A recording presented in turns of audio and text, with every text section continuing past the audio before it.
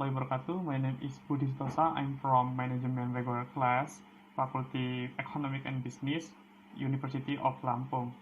Today I will read an article about advancing on all front, uh, the economic March 2022, page 54.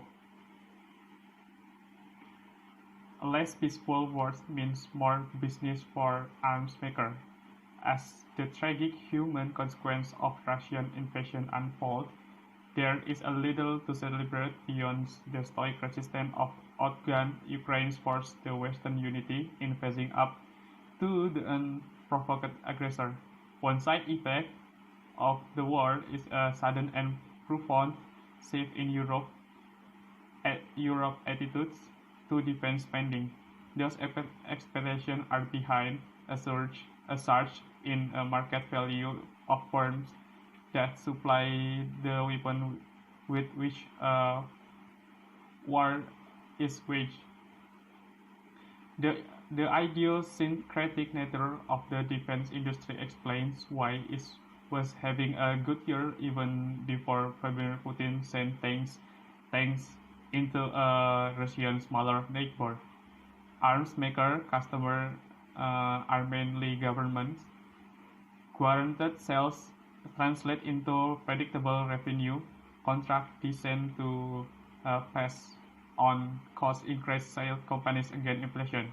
The ability withstand rising price was a big reason for a sector of outperformance relative to the stock market as well past few months. McKinsey, a consultancy, notes that different budget and so arms maker revenues are a function of trade and affordability. The spike in share price since the attack on Ukraine reflects investor belief that the threats will outweigh the cost in the government calculation. Germany made the first move, surprising pundits with an about turn. On February 27th, it said it won't spend an extra 100 billion euro on defense in 2022, tripling its defense budget for the years. Besides this one-off investment, Germany aims to raise its annual spending from around 1.5% to 2% of GDP by 2024.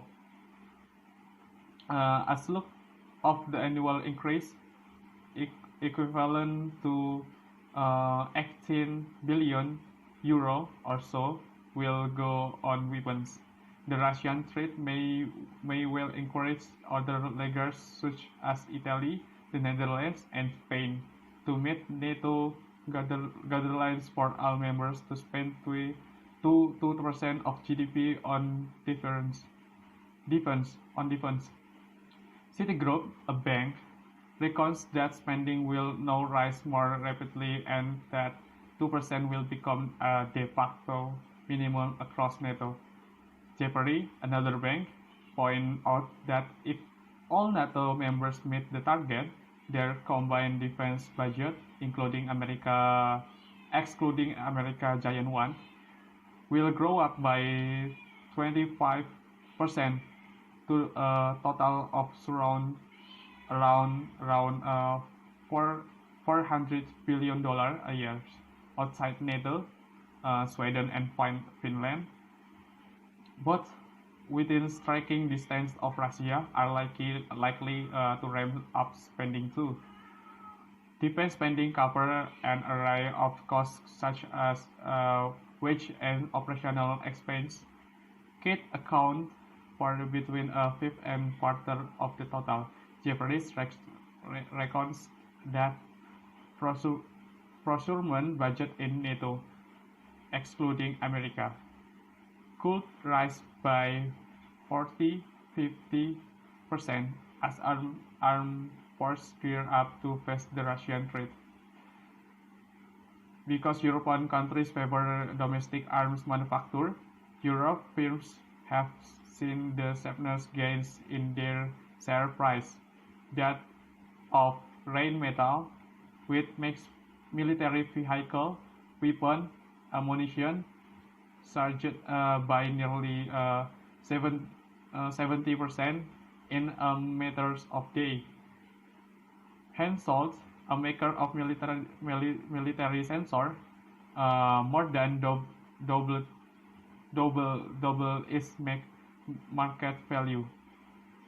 Britain, B, BA, BAI System, Europe's biggest defense firm, saw its share price rise by a quarter thanks to its large business serving Europe infantry. Thales of France and Leonardo of Italy made similar advances. For once, American military-industrial complex has lagged behind its Europe equivalents. Lockheed Martin, Raytheon, and Lee Harris sell equipment around the world, but mostly to American government. The Pentagon already accounts for nearly two-fifths of global spending, or nearly half if you exclude countries such as Russia and China, which are not makers for American weapons. American military spending is unlikely to rise as sharply as Europe, but the revived threat from Russia will put paid to the idea floated by some in Washington to limit it to the margin. Russia reverse scheme rise to likelihood that Congress will shovel more money to the armed force in the coming years. Bernstein, a broker, pointed out that past regional conflicts such as Russia invasion in Georgia in 2008, its annexation of Crimea in 2014, and the first Gulf War in 1990 boost defense stock for roughly 6 months, while the rest of the market while in the fog of war.